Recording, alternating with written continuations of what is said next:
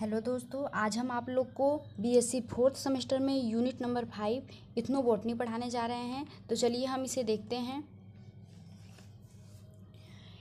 इथनोबॉटनी को समझने से पहले हम इथनोबायोलॉजी को समझ लेते हैं। बायोलॉजी जो होता है यह 3 पार्ट में बटा होता है। सबसे पहला होता है हमारा इथनोबॉटनी, दूसरा होता है हमारा इथनोजूलॉजी, तीसरा होता है हमारा इकोलॉजी।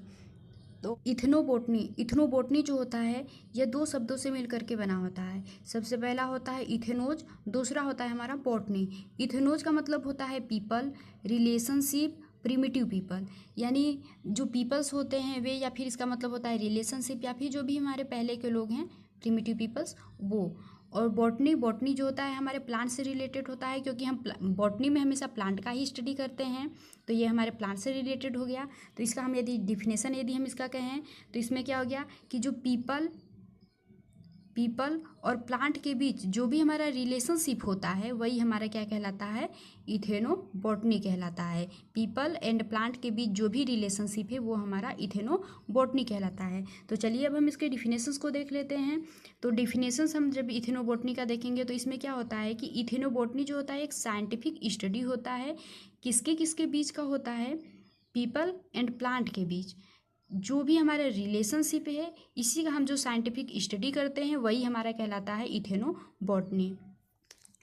इथेनोबॉटनी में 2 प्रकार के नॉलेज होते हैं। एक होता है इंडोजिनस नॉलेज, एक होता है ट्रेडिशनल नॉलेज। इंडोजिनस नॉलेज में क्या होता है कि जो वहाँ पे हमारे आदिवासी है या ग्रामीण के जो लोग होते हैं वे वहाँ के बारे में क्या क्या जानते हैं, जो वहाँ पे उपस्थित जहाँ पर वो रहते हैं, वहाँ पे जो प्लांट वहाँ पे पाए जाते हैं उस प्लांट के बारे में वो क्या क्या जानते हैं, उसे हम इंडोजिनस नॉलेज कहते हैं। इसके लिए क्या करना पड़ता है, जो बॉटनिस्ट होता है जिस भी प्लांट का उसे अध्ययन करने रहता है, जहाँ पर वो प्लांट रहता है वहाँ पे वो बॉटनिस्ट जाता है और वहाँ पे जो भी लोग रहते हैं उन लोगों से उस प्लांट के बारे में पूछता है और वो जो जो भी चीज़ बताते हैं उसे वह रिपोर्ट करता है, जिससे कि उससे उस वहाँ की संस्कृति हर एक चीज़ के बारे में ज्ञात हो। क्योंकि वो बॉटनिस्ट केवल पौधे के ही नहीं, उसे उसके साथ साथ वहाँ की संस्कृति का भी ज्ञान होना जरूरी होता है।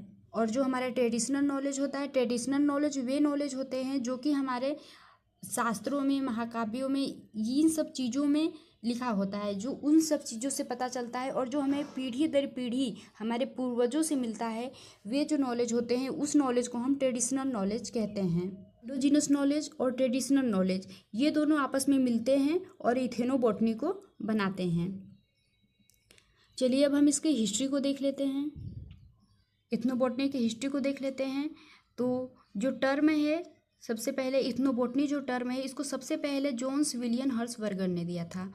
JW हर्शबर्गर, इन्होंने सबसे पहले इथनोबॉटनी टर्म को दिया था। जो एडवर्ड पाल्मर हैं इन्हें फादर ऑफ इथनोबॉटनी कहा जाता है। चलिए अब हम इसके एम को देख लेते हैं कि इथनोबॉटनी का एम क्या होता है। तो इथनोबॉटनी का एम क्या होता है कि हम किसी भी प्लांट का किस तरीके से उसका हम यूज कर सकते हैं, प्लांट का हम किस तरीके से यूज कर सकते हैं जो इस भी हम सोसाइटी में रहते हैं वहाँ पर। तो इसका हम किस किस तरीके से यूज करते हैं किसी भी प्लांट का, हम फूड के रूप में करते हैं, जैसे कि हमें धान, गेहूँ, फ्रूट ये सब हमें प्लांट से ही मिलते हैं तो उसका हम फूड के रूप में करते हैं। मेडिसिन के रूप में करते हैं, जैसे कुछ मेडिसिनल प्लांट होते हैं, जैसे नीम का प्लांट हो गया, एलोवेरा का प्लांट हो गया, तुलसी का प्लांट हो गया, ये मेडिसिनल प्लांट कुछ होते हैं। कुछ टेक्सटाइल होते हैं, टेक्सटाइल में हम वस्त्र निर्माण में इसका उपयोग करते हैं। और कुछ डेविनेशन होते हैं, डेविनेशन मतलब भविष्यवाणी हम इसके बारे में कर सकते हैं। यदि हम किसी भी प्लांट को देखते हैं, उसके बारे में जानते हैं, तो उसे हम आगे के लिए, भविष्य के लिए हम ये बता सकते हैं, उसके लिए भविष्यवाणी कर सकते हैं कि ये आगे हमें क्या क्या लाभ दे सकता है या इसका कहाँ कहाँ पर उपयोग हो सकता है उस प्लांट के बारे में जान करके। तो ये हमारे डिविनेशनल होते हैं। और ये हमारे कॉस्मेटिक्स में भी इसका उपयोग किया जाता है, जैसे हल्दी चंदन का उपयोग हम कॉस्मेटिक्स में करते हैं। और डाई करने में किया जाता है, जैसे भी किसी भी चीज़ को कलर करना हो गया उसके लिए किया जाता है। कंस्ट्रक्शंस यानी निर्माण में, किसी भी चीज़ के निर्माण में करते हैं, जैसे कि हम घर को बनाते हैं या झोपड़ी को बनाते हैं तो उसमें हम जो प्लांट होते हैं उन्हीं का यूज करते हैं। तो कंस्ट्रक्शंस में इसका यूज किया जाता है। और टूल्स यानी किसी भी उपकरण को बनाने के लिए, किसी भी चीज़ को बनाने के लिए हम किसका, प्लांट का यूज करते हैं।